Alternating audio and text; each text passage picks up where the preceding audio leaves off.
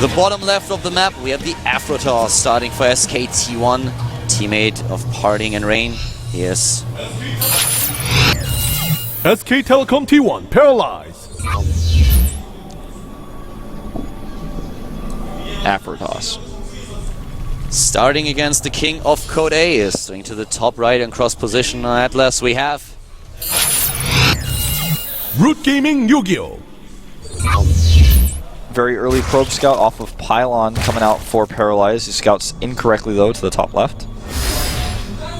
And YugiOh has shown us already that he likes to start with the hatch first. He might do the same thing on a 4-player map, like Atlas. I would not be surprised. It's a really big map.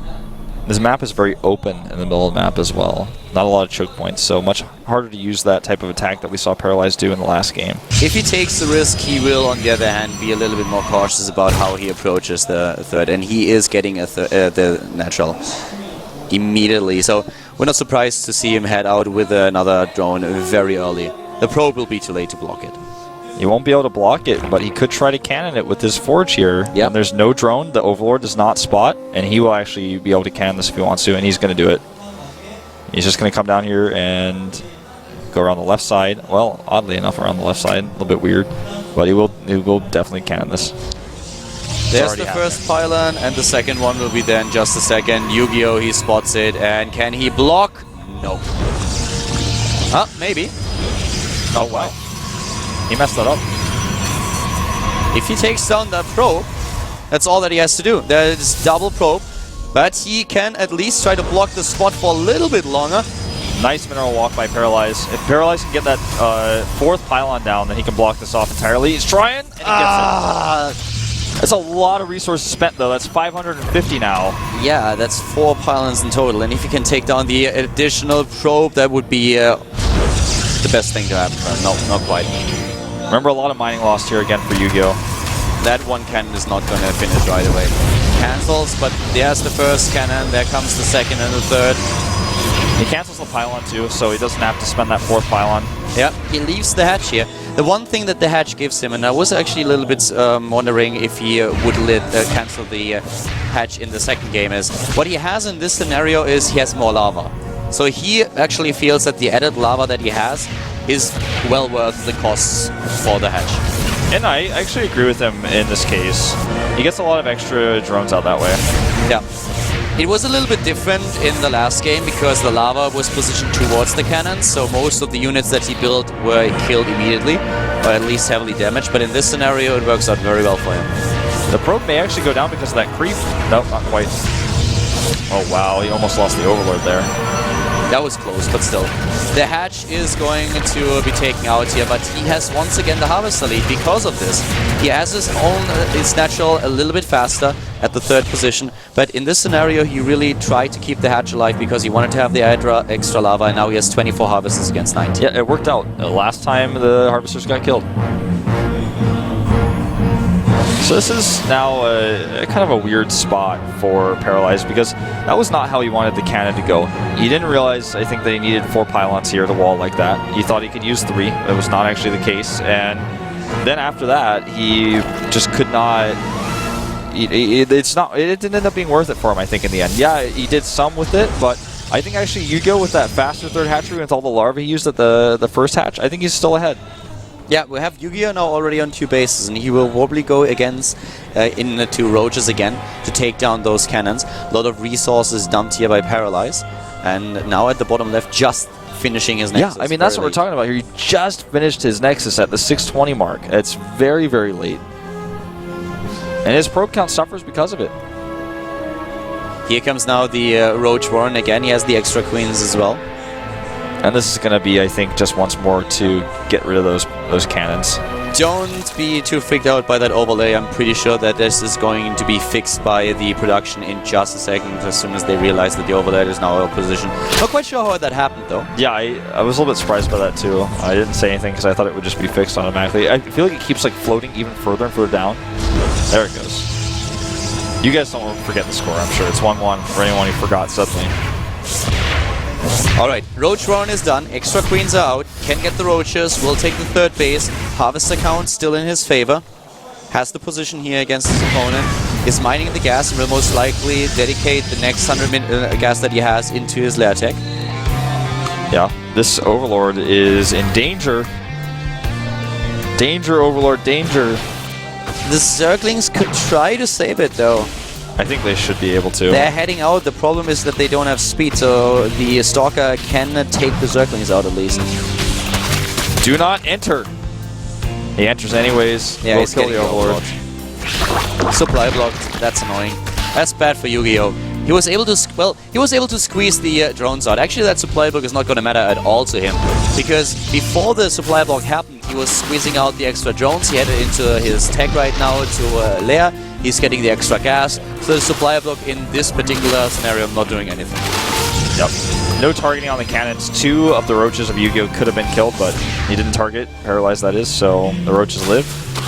Fast robotic support bay going down here. Looks like we're going to see probably a timing attack, but we have seen him take third bases with this. Oh, that Overlord, 8 hit points. With the supply block, by the way, that's so funny. That happens to you all the time. I mean, every time I'm playing ladder and I realize I forgot an Overlord somewhere and it's being attacked, you try to squeeze out as many units as possible before the Overlord is down.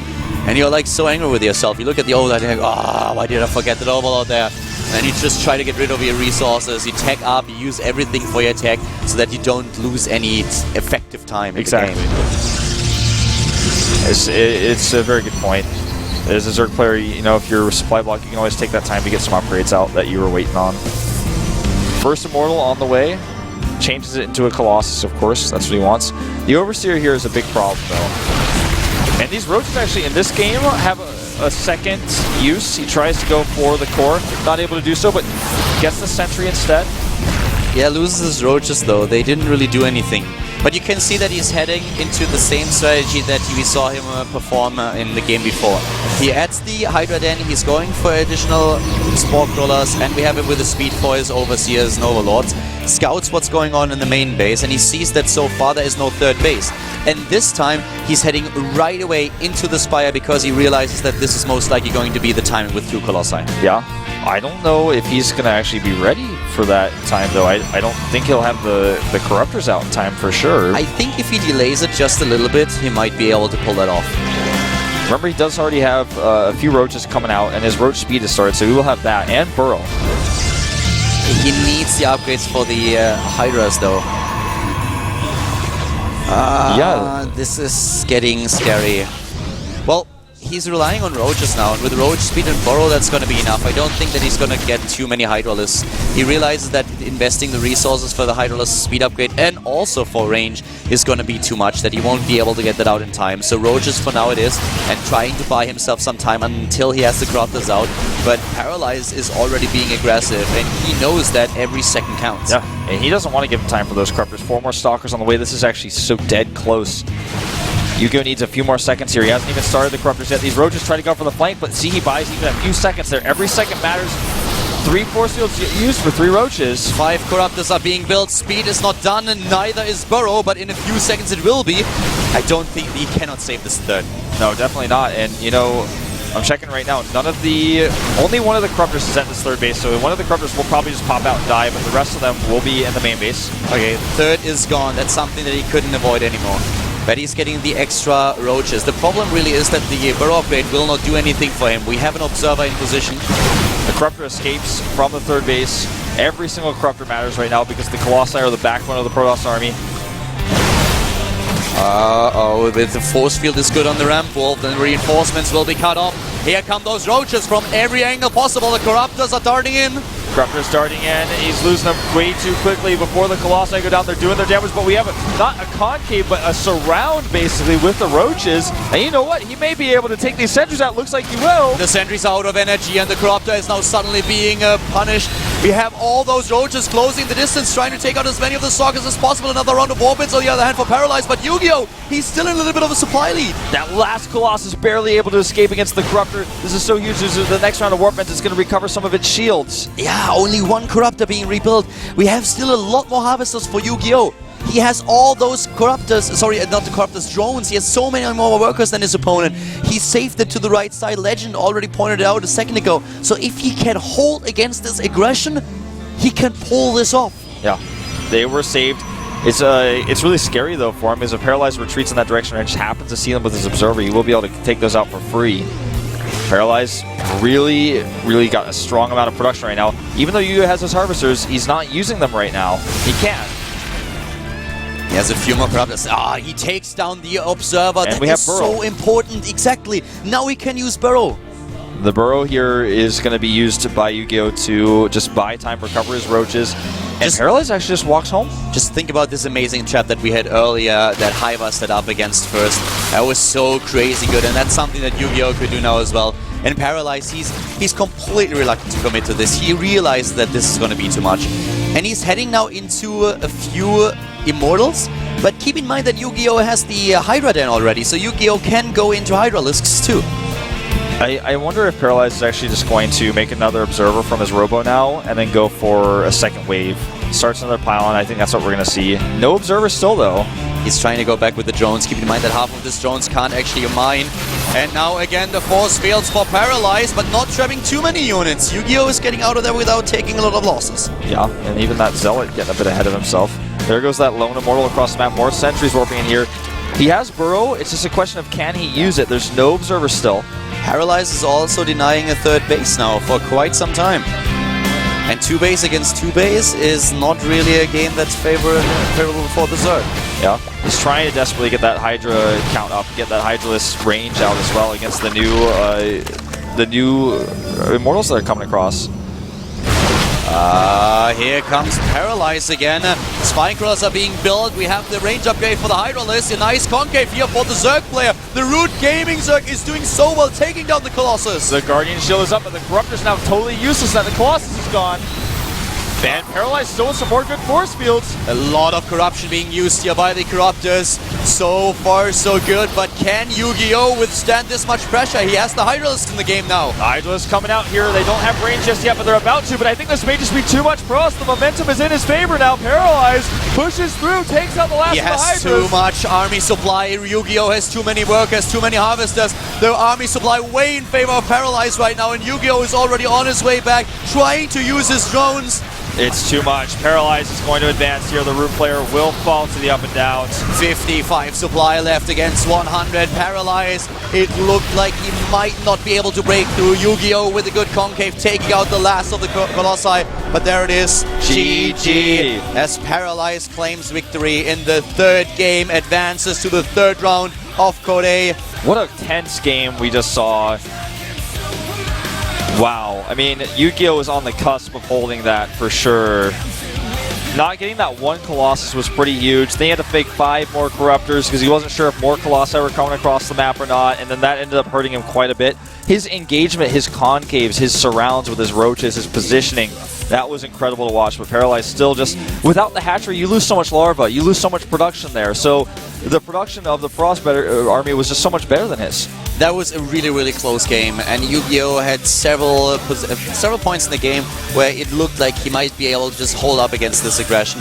Paralyze lost a lot of units, but when this one Colossus just barely survived, this was where you could already see that YugiOh was in a bit of an awkward position. As you said, he had to build the additional Corruptors, so YugiOh just barely not able to defeat Paralyze here. The SKT1 player pushing his way through the defenses of his opponent and winning the game. So, as it is, we have not a single ESF player advanced from our early group. First, Curious, Yonghwa, and YugiOh, they all lost their matches to Caspar players. And only one Zerg able to advance, Hiva, over first. The rest of the Zergs fell. Yep. The Protoss player is doing really, really good today. At least so far, but this is of course only the first set of matches. Keep in mind that only a few hours from now we will have another 4 games for you. In 2 hours we will start with Swagger versus Lenok. We have Fantasy versus Avenge, Supernova versus DRG, and Marine King versus Youngbi. Here they are once again. Yep, you can now get a little bit more info on where they came from if you look at the left and right sides of the screen, up and downs in Codas, etc. So you can see how these players did end up in Code. So, we already read them off to you guys, but DRG versus Supernova is going to be an interesting one, and Marine King versus Jongbi is definitely awesome. Yeah, these 2 games are going to be my favorite ones. But even the matches that we had before, Killer versus Lenok is going to be interesting. If Killer can actually best Lenok, Lenok of course right now on top of the world. He just won DreamHack and now he's here doing well in Korea, even though he was not able to get farther ahead in Code S. And Avenge versus Fantasy is going to be another fan favorite, with Fantasy doing quite well, and he's getting better and better these days. Yeah, definitely true. Fantasy looking so strong in the other match that we've seen him in the first round of Code A. But now we have a 2-hour break, then we are heading into the next round of matches. So guys, tune in later on, and we'll see you in 2 hours. Bye-bye. I see it every time that I'm walking around.